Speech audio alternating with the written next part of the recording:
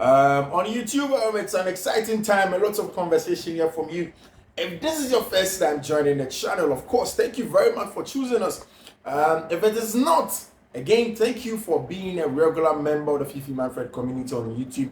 We want to say a very big thank you to you, to everybody that is making sure that the job goes far and it's being done well. We want to say a very big thank you to you for an excellent job done here on Fiifi-Manfred on YouTube.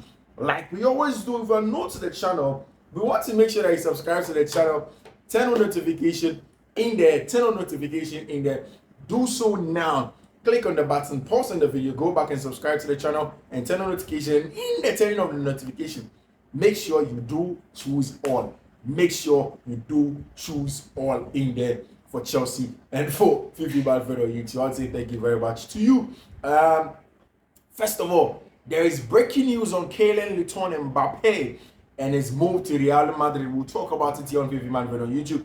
Again, we'll talk about every other thing. We'll talk about what Gary Neville said, his job at Chelsea Football Club, and then Mauricio Pochetinno has met the press in tomorrow's game against Leeds United. That's going to be an FA Cup game. We'll talk about all that here on Fiifi-Manfred on YouTube. So stick and stay. We're starting. Let's get into it. First of all, of course, all of us know that Kylian Mbappe has been subject of a transfer rumor in Spain and in France. In the context of French football, in the context of France, in the context of Mbappe, in the context of everything that the player has been going through, Mbappe is literally a national asset to France. They want to make sure that they keep him as long as possible in France.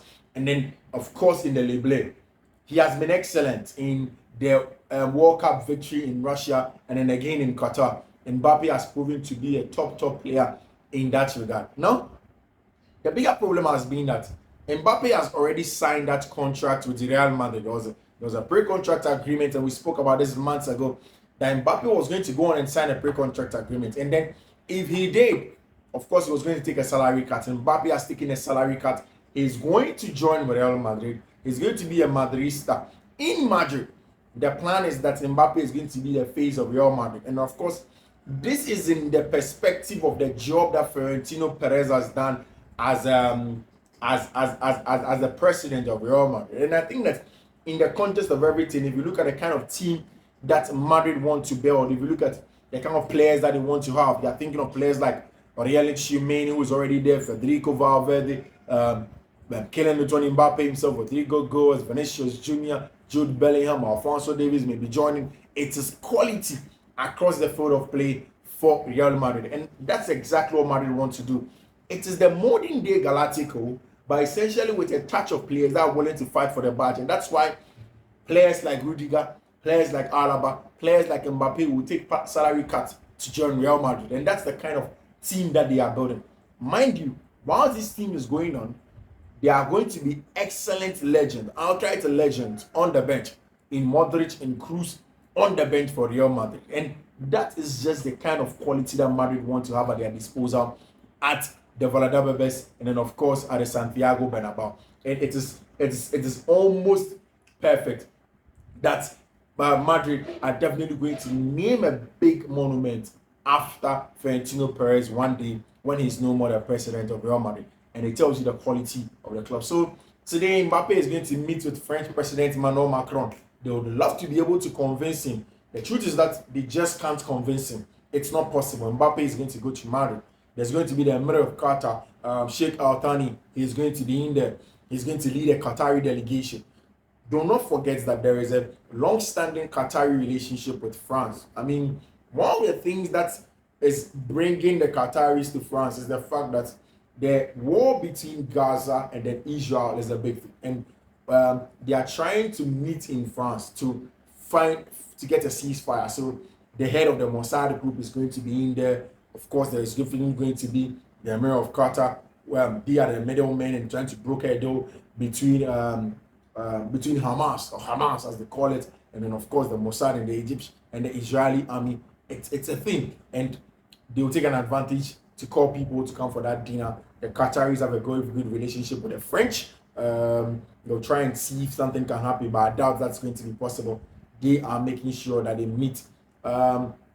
Mbappe in that dinner to see how that goes. Of course, I've said it already that I think that for Paris Saint-Germain, they feel that project, the project of just trying to buy players that possibly could have won in the Champions League from a host of managers, from Ancelotti, from Laurent Blanc, from Unai Emery, from Thomas Tuchel, Mauricio Pochettino, Christophe Galtier, and of course now to Luis Enrique. He has failed in earnest, and they have to move on and find willing players that are willing to fight for the badge of Paris Saint-Germain. So it's in the same context of Chelsea, a club that's trying to rebuild. And see, if you listen to what Gary Neville said, I think it's true. It is true, and I agree with him. Gary Neville described Chelsea as bottle jobs.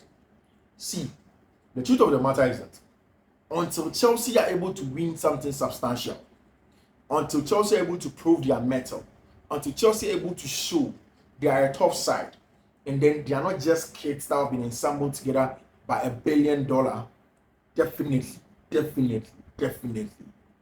this team are going to be called bottle jobs. And if you look into how things have developed, you look at how Chelsea have managed to go to a Carabao Cup. So if you ask every Chelsea fan, and if you're a Chelsea fan, I want you to be very honest. Did you think that Chelsea were going to win any trophy this season? Almost every Chelsea fan will tell you no. In fact, the realistic Chelsea fans are going to tell you that they didn't even believe that Chelsea should even get to top 6 or top 7 this season. Because the news was a new squad. The new was a new manager. And it's the same with Todd Boehly and Baghdad Ekbal. I've said it's consistent that if Mauricio Pochettino is sacked now or in the summer, it means that every conversation of project or anything of the sort should be thrown in the window, because it means that there is not going to be a project existent. You can't have a project and you hit a rough patch and you sack your manager. It is not done. You review projects season after season, and it depends on the little gains that you make. That is exactly what you mean by a project. And the loss at Wembley is one thing that's supposed to keep the Chelsea team united in fighting forward. You don't get anything in success when you succeed. You only get and learn lessons in defeat. If you choose not to learn, then you get sacked. But you ought to learn in defeat and then move forward from that. Punditry is easy. So people just wake up and instead of reading in between the lines and making a cogent analysis for people, they just say things that may sound popular to people. We don't do that here on Fiifi-Manfred on YouTube. We essentially make sure that we give you the best in terms of breaking down on the issues for you, your excitement, and for your education here on Fiifi-Manfred on YouTube. And for me, I've said it, that Chelsea didn't expect to win any trophy this season. They are not winning one. They're still in the FA Cup. You can go as far as possible. If they win it, it's a plus. It doesn't mean that the project has arrived. If they win it, it doesn't mean that the project is bad. If they don't win it, it's only a plus. It helps the players, it helps the team in terms of confidence. But again, if they don't, they learn from the process, they grow together, and then they realize that there's a lot more to win in the game, and they push out that they can win things. And like I was saying, what Gary Neville said was brilliant. And the sad truth is, while I say these things, until Chelsea win, they're actually bottle jobs. Until they win, they are bottle jobs. Because when you get to the final, even when you're unexpected to win, we're expected that you show some mettle and prove some, and show some mettle and prove your mettle. 90 minutes Chelsea did. If Chelsea had converted chances, created chances, scored from their chances, the conversation would have been different. Created quality chances, but failed to convert them. Again, there is Nkunku that's injured again, and it adds to almost everything that keeps on going on. This player gets injured, comes back again, gets injured. This player gets injured, comes back again, gets injured. This player gets injured, comes back again. How do you even sack a manager in the midst of all of this chaos? It's too much chaos, and you can't have a settled team.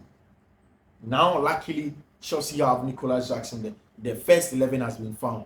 It's about the depth in quality that Chelsea are expecting to get, in making sure that Romeo Lavia is back into the middle of the park, in making sure that he is part of the depth that Chelsea have with Cesare Casadre and the likes in the middle of the park. Just so if Caicedo gets accumulated cards and has to go off, they can come in and play. And for me, I'll keep on saying this. I've said it before. I'll say it again. Chelsea are a work in progress. Mauricio Pochettino said. All the reportages that came out yesterday that Pochettino was going to be sacked, and I kept on saying that it's not possible. It doesn't work like that. Pochettino said he met with Baghdad Bali and Todd Bali yesterday, and then they spoke about how much of a chance they've missed to have won their first men's trophy under him. But that didn't mean that they didn't believe that they can go for it. There is also the reignition of faith in Lawrence Stewart and Paul, and then the sporting directorship, Joe Shields and the like. The plan is that the team wants to stick with them until how the season goes and make proper cogent analysis at the end of the season and then see how they can take it from there. It's as simple as that. Chelsea's situation is peculiar. The Chelsea fan, I understand that there's pain and worry and whatnot, but you ought to be patient. You ought to understand that it is on a trajectory. And I've met people today while I was going about my day job today who are ardent Chelsea fans, and they say, hey, Fee, because of Todd Ball, because of Pochetinno, we don't have our Chelsea again.